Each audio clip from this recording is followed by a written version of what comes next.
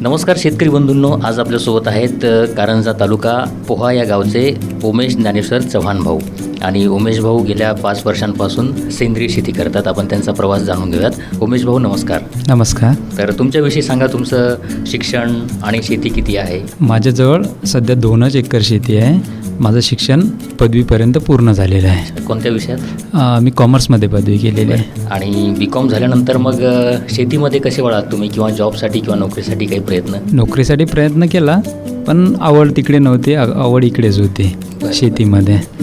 2 acre शेती आहे. कशा प्रकारची जमीन किंवा पाण्याचा प्रश्न कसा आहे? पाणी आहे माझ्याजवळ आणि जमीन मध्यम हलकी आहे. अच्छा. हो. कोणकोणती पिके घेता उमेश भाऊ तुम्ही त्याच्यामध्ये? शक्यतो नगदी पिके आपले सोयाबीन आणि कापूस खरीप हंगामासाठी, आणि रब्बीत भाजीपाला, इतर सर्व पिके थोडं थोडं करून पूर्ण पिके. अच्छा. साधारणतः कोणकोणत्या भाजीपाला घेता तुम्ही त्याच्यामध्ये? भेंडी, चवळी, बरबटी, इतर पालक वगैरे सर्व. आणि हे सर्व सेंद्रिय? सेंद्रिय पूर्णतः. बरं. फवारणीसाठी आणि खतासाठी कोणकोणती औषध वापरता मग? खतासाठी फक्त शेणखत, इतर खते नाही. आता पहिले आधी वापरत होतो, पण आता पूर्ण बंद केलेलं आहे. बरं. फवारणीसाठी फक्त निंबोळी अर्क. निंबोळी अर्क. हा. कशा प्रकारे बनवता तुम्ही निंबोळी? स्वतः तयार केलेला. अच्छा. त्याची प्रक्रिया सांगा ना, म्हणजे बाकी शेतकऱ्यांना पण समजेल. मी माझ्या पद्धतीने तयार करतो. काही दिवस हे करून आणि नंतर प्रक्रिया करून. यांची कशा प्रकारे करता तुम्ही? निंबोळी किती घेता, पाणी किती घेता? निंबोळी अर्क तयार करण्यासाठी मी माझ्या म्हणजे समजा एकूण साठवण करत नसतो. ज्यावेळेस आपल्याला तयार लागेल त्यावेळेस त्याच्या 8 दिवस आधी सोपी प्रक्रिया आहे निंबोळी अर्क तयार करण्याची. निंबाचा पाला प्लस गोमित्र दोघांचंच मिश्रण करायचं. त्यांना थोडं चुलीवर किंवा गॅस स्टोव्हवर कसंही उकळून घ्यायचं. व्यवस्थित उकळल्यानंतर त्याच्यातून जो अर्क राहतो त्याला गाळून तुम्ही वापरू शकता. एकदम सोपी प्रक्रिया आहे. त्याच्यामध्ये भरपूर फायदा होतो. अच्छा. म्हणजे तुम्ही कडुलिंबाच्या पाण्यापासून हे फवारणीचं औषध बनवा? हां, त्याच्याचपासून. अच्छा. वा. तर सुरुवातीला तुम्ही शेती ताब्यामध्ये घेतल्यानंतर किंवा सुरुवातीला शेती करायला सुरुवात केल्यापासून काय जाणवलं तुम्हाला? सेंद्रिय शेती करावी असं का वाटलं? रासायनिकचा खर्च झेपावत नाही, सर्वात मेन गोष्ट. आता या वर्षीचा भाव प्रत्येक बॅगमागे 700-800 रुपये शेतकऱ्याला परवडत नाही आहे. त्याच्यानंतर जर रासायनिक केलं तर आणखी तुम्हाला फायदा होईल याची गॅरंटी नाहीच आहे. पण जर ऑर्गॅनिक किंवा सेंद्रिय जर केलं तुम्ही तर त्याच्यातनी फायदा होण्याची 100% गॅरंटी आहे. कारण की नुकसान तुमचं नाही आहे. सर्व आपल्या जवळच्याच वस्तू आहेत, त्याच्यातनी पैसा नाही जात आहे, तो एक प्लस पॉईंट झाला. आणि पैसा नाही जात आहे तर आपलं उत्पन्न आपोआप वाढत आहे. त्या कारणामुळे मी 5 वर्षापूर्वी शेती करायला सुरुवात केली. तर एकदम रासायनिक बंद करून सेंद्रियकडे वळल्यानंतर काय फरक जाणवला, इफेक्ट? फरक म्हणजे आपल्या जे पिकं आधी रासायनिकवर होते, अवलंबून होते ते पिकं, त्याचा उत्पन्नच होत नव्हता. सेंद्रिय केल्यापासून थोडं दरवर्षी उत्पन्नात वाढ होत आहे. हा सेंद्रिय भाजीपाला मग घरच्या पुरता लावता की विकता पण? विक्री पण करतो. सेंद्रिय भाजीपाला म्हणून काही वेगळी विक्री करता की मंडईमध्ये जो बाकी भाजीपाला त्याच्यासोबत? मंडईत नाही करत, मला वेळ नाही मिळत, त्यामुळे मंडईत नाही करत. मी एक कसं ते हस्तांतरण करून द्यायचं आपण व्यापाराला म्हणा, कोणालाही म्हणा. बरं. पण त्यांना तुम्ही सांगता का हा सेंद्रिय आहे किंवा नैसर्गिक भाजी? मी सांगतो माझ्या परीनं, ते सांगतात ही माहिती नाही. तर त्याची कसं असते, क्वालिटी कशी असते. सेंद्रियची पालक आज जर काढली ना तर ती 1-2 दिवसपर्यंत टिकण्याची क्वालिटी असते. आणि रासायनिक जी असेल ना तर ती संध्याकाळपर्यंत तिचं काम दाखवून देते. आणि त्या पालकाच्या वर्णाचा टेस्ट पण चांगला राहतो. 1 नंबर. तुम्ही म्हणालात की फक्त शेणखत शेतामध्ये वापरता. तर शेणखतासाठी जनावरं वगैरे किती आहेत? आणि जवळजवळ 8 ते 9 जनावर आहे आता. बरं. काय त्याच्यामध्ये बैलजोडी आहे, इतर जनावरे, गायी आहे, त्याच्यासोबत छोटी जनावर आहेत. बरोबर. आता मागच्या 10-15 वर्षापासून आपण बघितलं की शेतकऱ्यांकडचं जे जनावरं आहेत किंवा पशुधन आहे ते खूप कमी झालेलं आहे. तुम्ही कशा प्रकारे सांभाळता? म्हणजे काय वाटलं तुम्हाला, का बरं सांभाळावं असं वाटलं? त्रास होतो, पण तो झेपावा लागतो. कारण आपल्याला त्यांची आवश्यकता, त्यांना आपली आवश्यकता नाही आहे. आपल्याला त्यांची आवश्यकता आहे. बरं. या शेणाचा आणि गोमूत्राचा अजून काही जीवाणू खत वगैरे करण्यासाठी, स्लरी करण्यासाठी करता तुम्ही उपयोग? हो, स्लरी पण करतो. अच्छा. स्लरी पण करता? स्लरी ज्या फुलाच्या अवस्थेत पीक असते त्यावेळेस फवारणी केली तर त्या स्लरीचा खूप फायदा होता. खूप छान. पण उमेश भाऊ, तुम्ही गेल्या 5 वर्षापासून शेती करता, त्यातल्या त्यात सेंद्रिय शेती करता, म्हणजे 90% तुमचा 90% मी सेंद्रियवरच अवलंबून आहे. 10% एखाद्या वेळेस जर टॉपमध्ये अटॅक आला अळीचा, तर तो सेंद्रियाने थांबवता येत नाही, त्यासाठी 10% मी त्याच्यासाठी ठेवलेला आहे. बरं. हो. तुमच्या पोहा गावातल्या बाकी लोकांना तुम्ही परावृत्त केले की नाही सेंद्रिय शेती करण्यासाठी? करतो. भरपूर लोकांना सांगतो की जनावरे सांभाळा, खत तयार करा. खताचं जे आपण खत प्रक्रिया करून तयार केलं तर आणखी फायदा होतो त्याचा. बरं. आज तुम्ही कृषी विज्ञान केंद्रामध्ये आलात, तर काय काय निविष्ठा सेंद्रिय खतं तुम्ही खरेदी करणार आहात? मी PSB, रायझोबियम, ॲझोटोबॅक्टर, ट्रायकोडर्मा मुद्दाम या खतासाठी आलेलो आहे आज. वा, म्हणजे हे जसं बाळाला लसीकरण किंवा एक पौष्टिक आहार असतो तेव्हापासून PSB, रायझोबियम, ट्रायकोडर्मा, ॲझोटोबॅक्टर हे सगळं आपल्या शेतीसाठी आवश्यक असतं. या सगळ्यांचं महत्त्व तुम्हाला केव्हा आणि कसं कळालं बरं? एकदमात नाही आलं, पण अभ्यास करता थोडं, कारण ही जीवाणू खतं आपल्या जमिनीला खूप आवश्यक असतात. आपण सर्व शिकलेलो आहोत 10वीपर्यंत ह्याच गोष्टी, पण आपल्याला माहीत नव्हत्या. ज्यावेळेस आपण व्यवसायात उतरतो त्यावेळेस माहिती होते. तुम्ही आता या जीवाणू खतांचा वापर कशासाठी करणार आहात शेतामध्ये? मी शेणखत प्रक्रिया करून त्याच्यात आणखी ते भरपूर वाढत जाणार आहे समोर. अच्छा, त्यांचा म्हणजे PSB वगैरे शेणखतामध्ये मिसळून तुम्ही ते शेतामध्ये पसरवणार.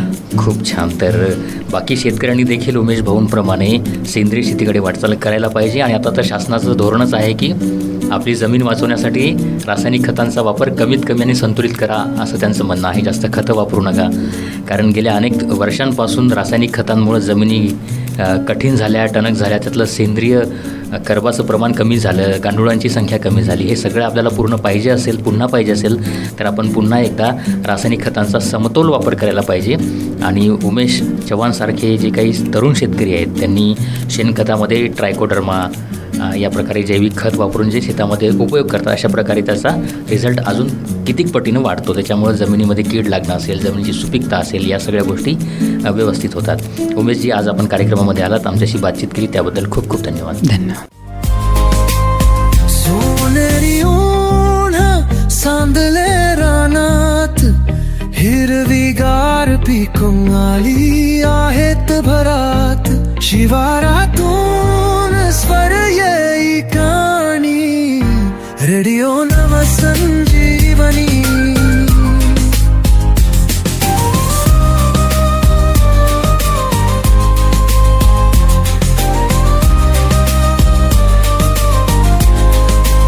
शेतीच्या तंत्राची मिळाली साथ, आता येईल प्रगतीची वाट, गावागावातून सवये काणी, रेडिओ नवसंजीवनी.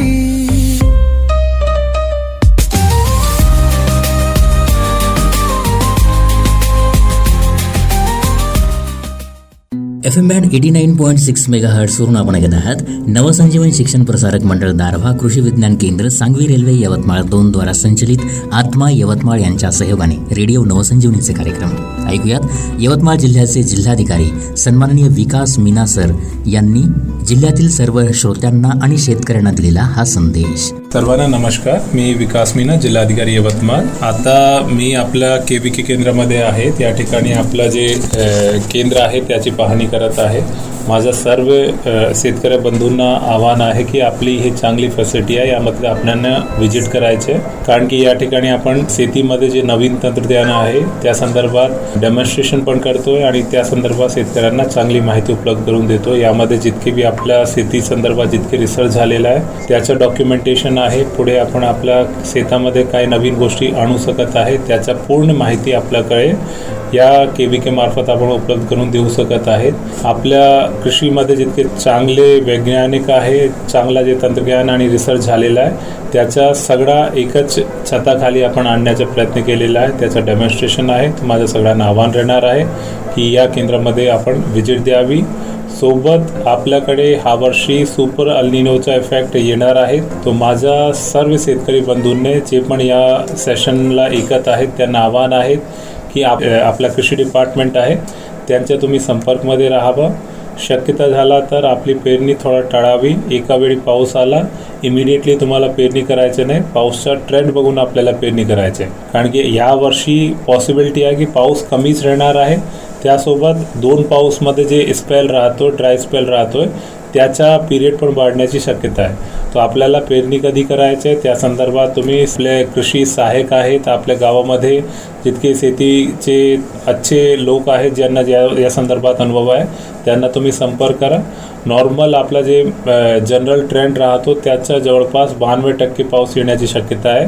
तो यामध्ये आपल्याला चांगल्या रीतीने प्रॉपरली माहिती घेऊनच पुढे जायचं आहे, असा रीती मी सगळ्यांना आवाहन करतोय. सोबत आपला जिल्ह्यामध्ये कुठेही बियाणे खरेदीची इश्यू आला किंवा आपला युरिया खरेदी संदर्भात काही इश्यू आला तो आपला जिल्ह्याची हेल्पलाईन नंबर आहे, त्यामध्ये तुम्ही संपर्क करा.